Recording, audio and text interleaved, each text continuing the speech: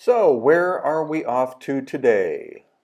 Well, one thing I can tell you is that we're in the highlands of Peru, outside of Cusco, and there you can see the magnificent Andes in the background. This is a little village called Maras, which is located about an hour outside of the city of Cusco, which of course was the Inca capital. And this was a very sad, poor village, but thanks to tourism, the people are actually getting an advantage from tourism in this area, not specifically in this neighborhood, but in the central square. So again, the question is, where are we off to today? It's one of the most magnificent of Inca accomplishments called Marae. And this is what Marae looks like.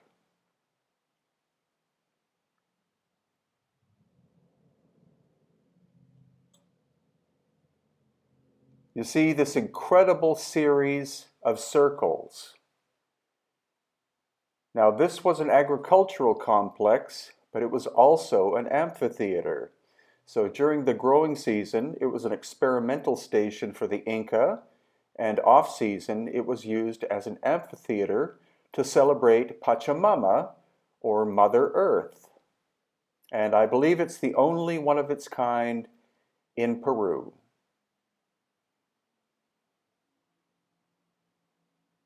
Now we're walking through the streets of Chinchero, and Chinchero is an Inca town.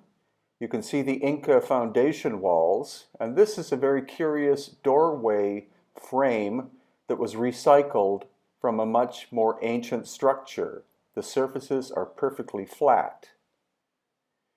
And now we're looking at the actual Inca work at Chinchero.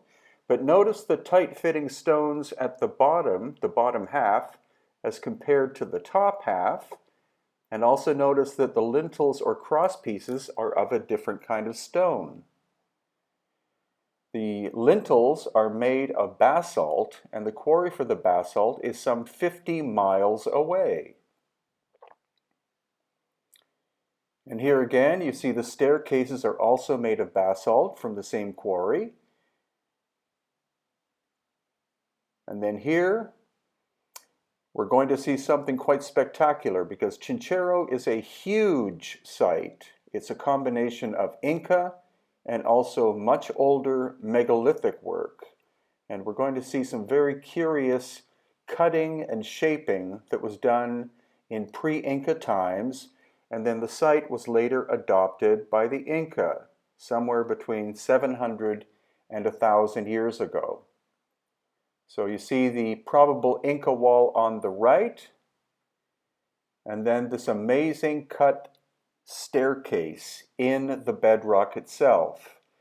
Now the opening appears to be megalithic, and there is the so-called guardian of the site. Is it a natural formation? Again, this wall on the left could be Inca, or it could be megalithic. And there's the curious gateway. And now we're walking deeper into the area of Chinchero.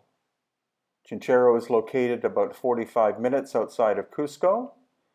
And this is where we see curious cutting into the stone surfaces that don't appear to be of Inca vintage, but actually appear to be much older, possibly done with some forms of lost ancient high technology.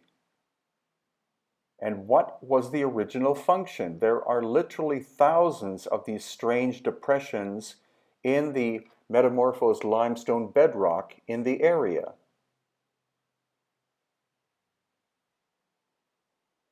And here we're actually looking inside. This is a passageway, probably natural originally, but then the surfaces of the walls were shaped.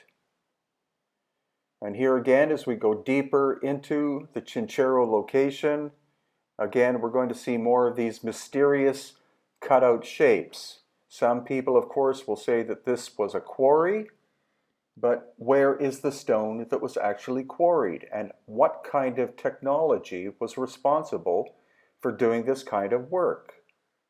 The Inca were a Bronze Age culture. This is quite hard stone. And then we find mysterious outcrops like this that again were shaped. Some appear to be seats, but seats for whom? And for what original purpose?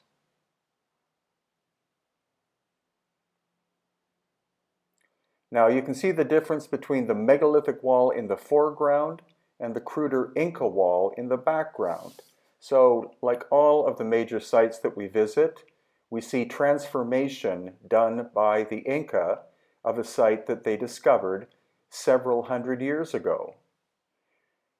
And this is called the sacred place of the stone condor. Notice the seat. Who sat in that seat? So you can see that Chinchero is absolutely massive, and it's actually much bigger than what you're seeing in this video segment.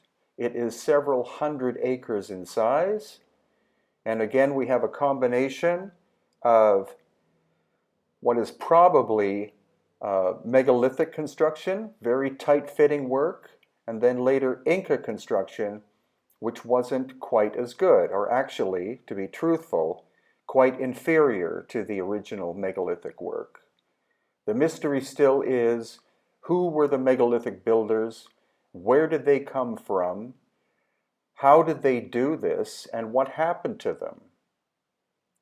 The theory that some of us have is that this work was originally done 12,000 years ago, just prior to the end of the last ice age, or possibly even older than that.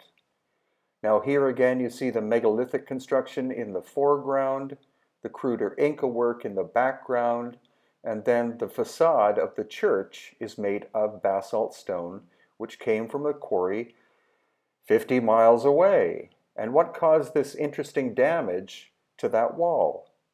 It looks to me like it's actual heat damage, and the theory again that we have is that it's quite possible that plasma strikes from the sun, from an ancient cataclysm, struck this place.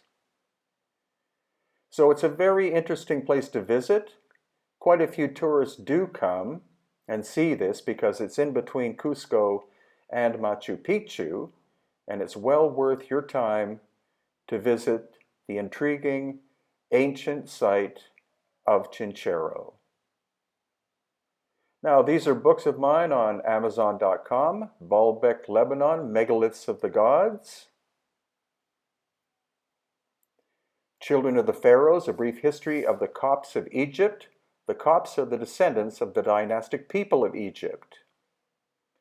Lost Ancient Technology of Egypt, Volume 2, including the amazing Osiris shaft.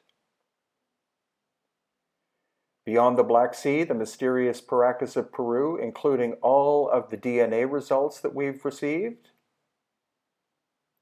Lost Ancient Technology of Peru and Bolivia, containing sites you probably never heard of.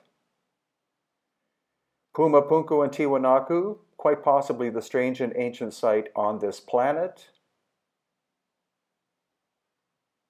And Lost Ancient Technology of Mexico. Yes, there are megalithic elements in Mexico.